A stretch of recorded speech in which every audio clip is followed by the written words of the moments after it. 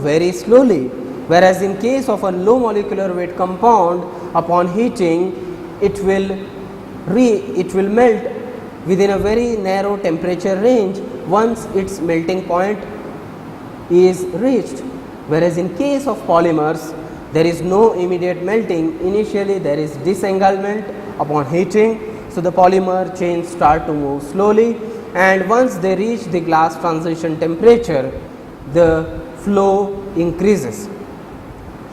Or the other way around, below a glass transition temperature, the chains are becoming more rigid and the polymer does not move, it becomes inflexible. So, if you have a linear polymer, if you allow it to stretch, the chains can be stretched.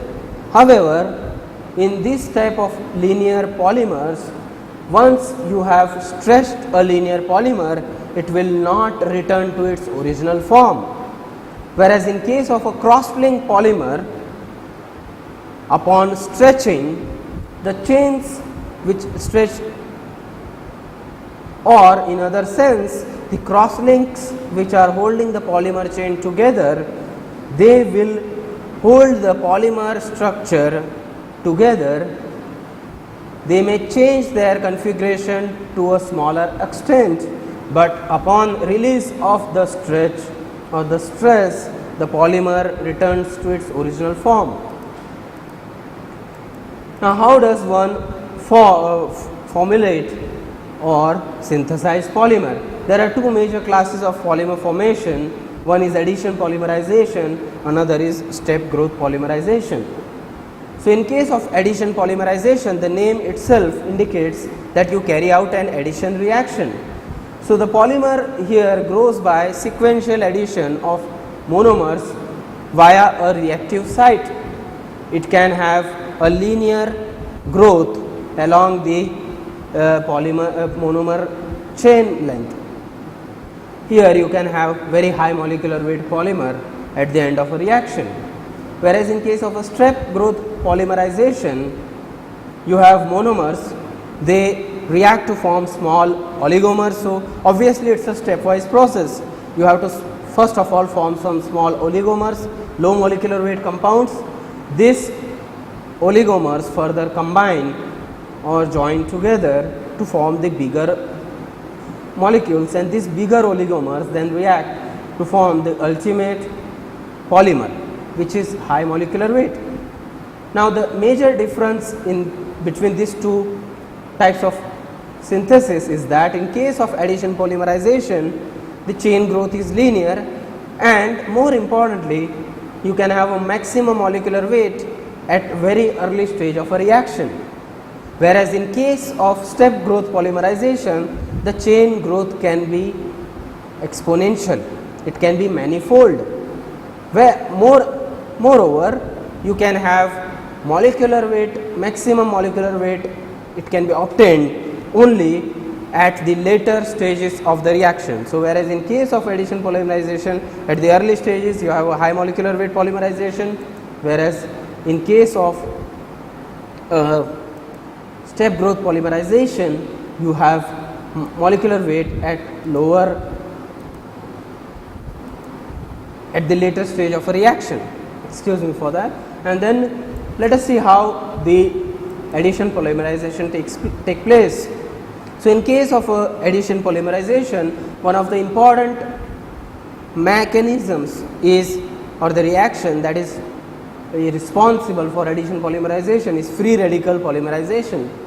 So, you have a free radical indicated by a asterisk in this scheme reacting with a monomer A, generating a new free radical which again attacks another monomer of A, and in this way there is a continuous propagation of this free radical by its reaction with other monomers.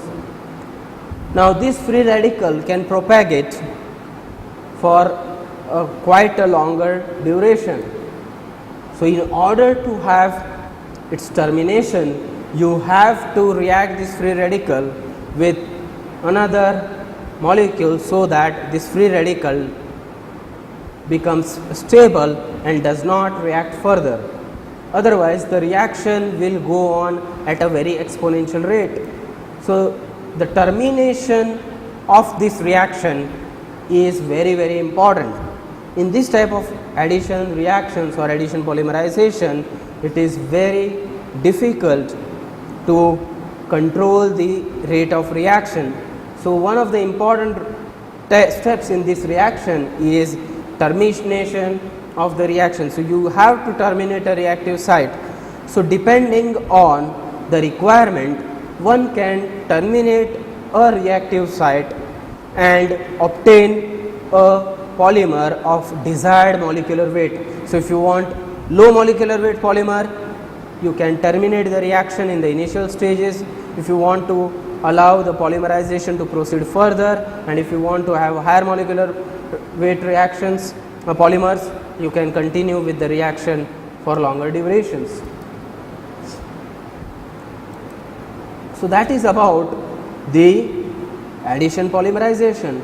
So, obviously, the molecular weight of a polymer is decided by these two factors, that is the rate at which a polymerization reaction propagates and the rate at which it is getting terminated.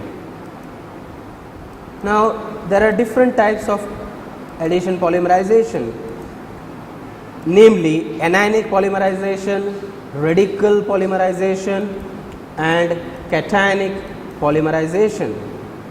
So, as the name suggests, in case of radical polymerization, you have a free radical which is being responsible for the polymerization of a monomer, whereas in case of an anionic and a cationic, you have nucleophilic as well as the electrophilic reactions taking place. Now, let us discuss about step growth polymerization. So, as discussed earlier, you have monomer shown here in two different colors, a slightly bluish colored monomer and a reddish colored monomer. Now, in stage 1, the monomers will react with each other and form smaller low molecular weight chains, also known as the oligomers.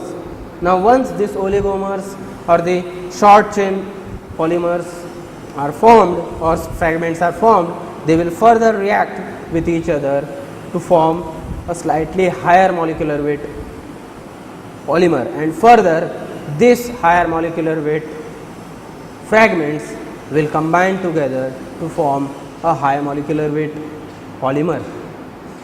So, obviously, as this is a stepwise process, the polymer does not form till you reach the end of the reaction, or in other words, high molecular weight polymer is obtained only once you have a very high conversion of monomers, and that is generally towards the end of the reaction or the later stages of the reaction.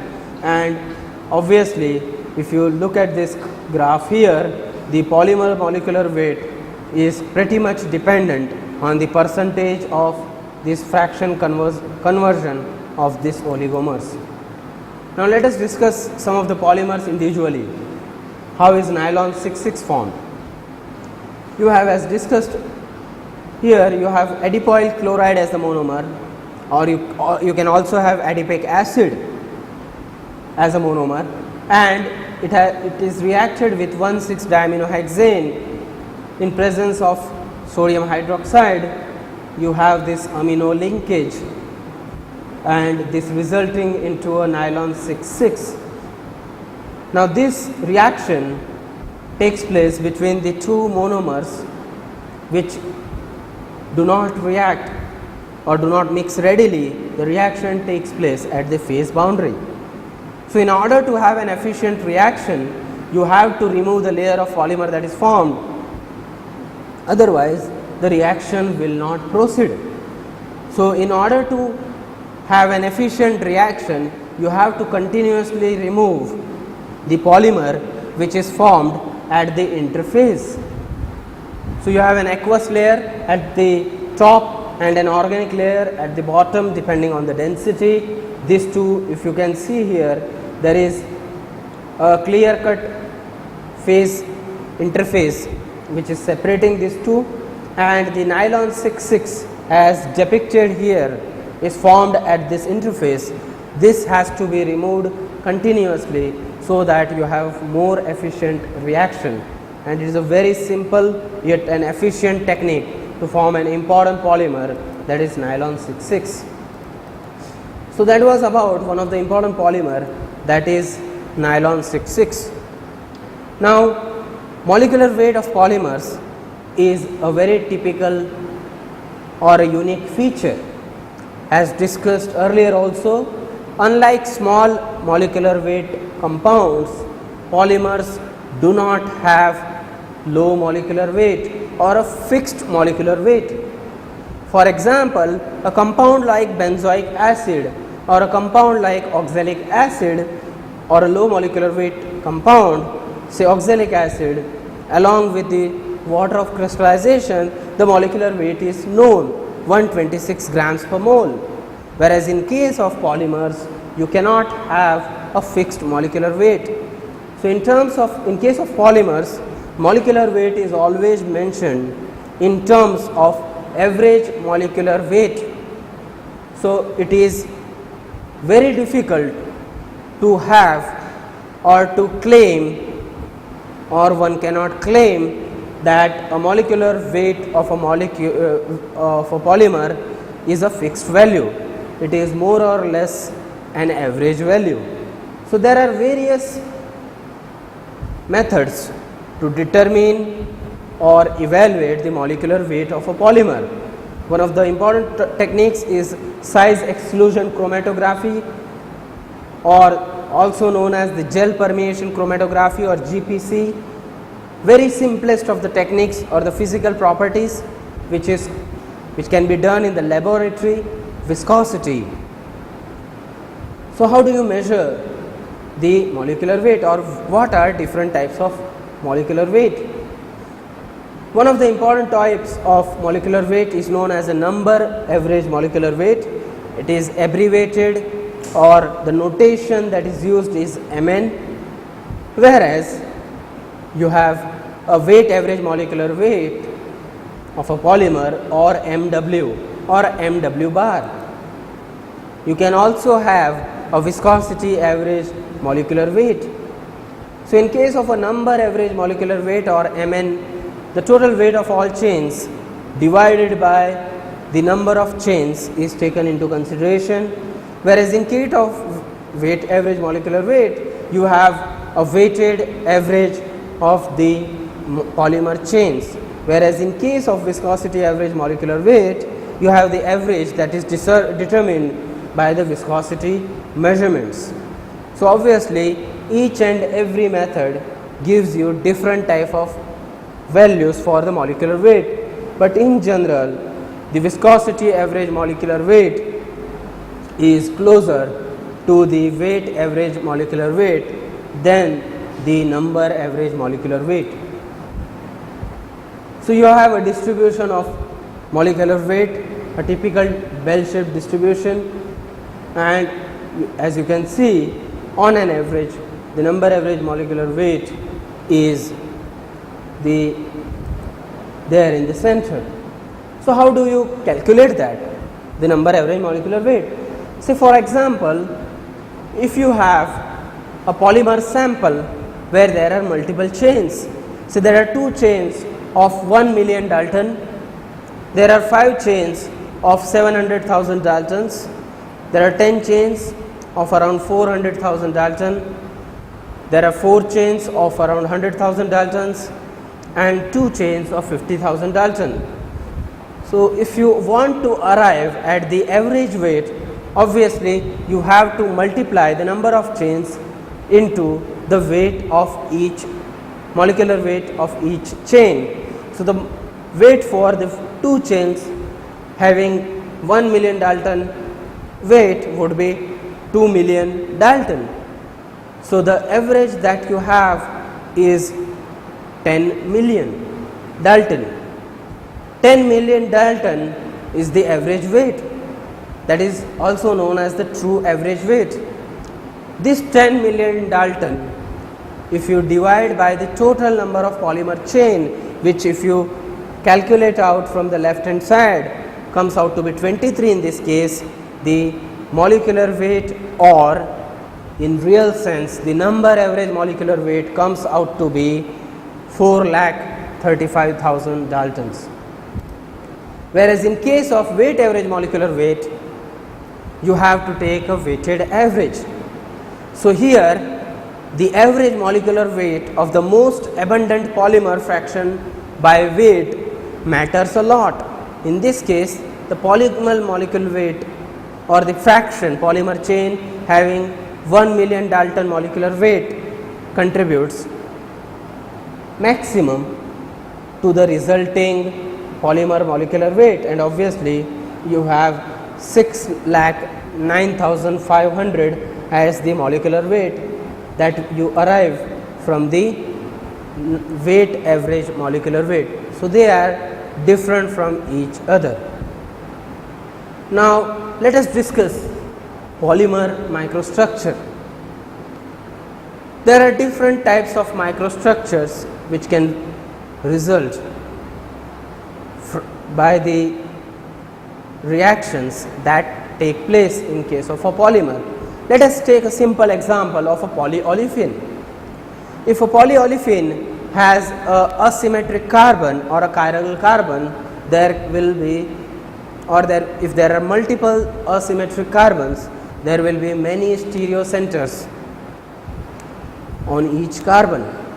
When you have so many stereocarbons, the stereochemistry is quite complex and the number of resultant products will be manifold. There are three broad classifications, or stereo classifications to be specific, for polymers. The first class is known as atactic, or it represents a random orientation. In this case, the stereocenters are randomly situated along the polymer chain. The second class is isotactic. In case of an isotactic polymer, the stereocenters have similar orientation, whereas in case of a symbiotic polymer, the arrangement is alternating, which means the stereocenters are at alternate positions. So obviously, if you have the random orientation, it is known as an atactic polymer. If you have similar orientation, you have isotactic polymer. If you have alternating stereochemistry, it is known as symbiotic polymer. Now, how to determine a microstructure? And one of the important techniques, which is a very powerful tool to determine the microstructure of a polymer, is carbon 13 nuclear magnetic resonance. Now here, this carbon 13 NMR shift of this particular carbon here is highly sensitive to the stereocenters on the either sides. So this particular this type of resolution, which can be precisely determined at greater than 300 megahertz, is known as a pentad resolution. This typical resolution of an atactic polypropylene is mentioned here. So you have a carbon 13 NMR spectrum for an atactic polypropylene, and one can see that there is a distinct enhancement in this particular peak here, and this is a characteristic of a clear-cut microstructure of a carbon which is situated on either sides of two stereocenters. Why this symbioticity, isotacticity, or the atacticity or the microstructure important? This affects the physical properties. Now in case of atactic polymers, they are generally found to be amorphous, they are soft, flexible material. So depending on our need, we may go for an eutectic polymer if you want to have a polymer which is more flexible. But if you want to have very high density, if you have an high density polymers where the polymers should be harder, sturdier and less flexible, isotectic and syndiotectic polymers would be preferred. So for example, polypropylene is an important example of this type of microstructure taking care of various physical properties. Eutectic polypropylene is a very low melting polymer and a very gooey type of material which is amorphous and quite flexible, whereas isotectic polypropylene is high melting, crystalline, tough material and important industrially. But in case of a syndiotectic polypropylene, though it has properties which are similar to that of isotectic, it is very clear but a very difficult type of polymer to synthesize. Good afternoon.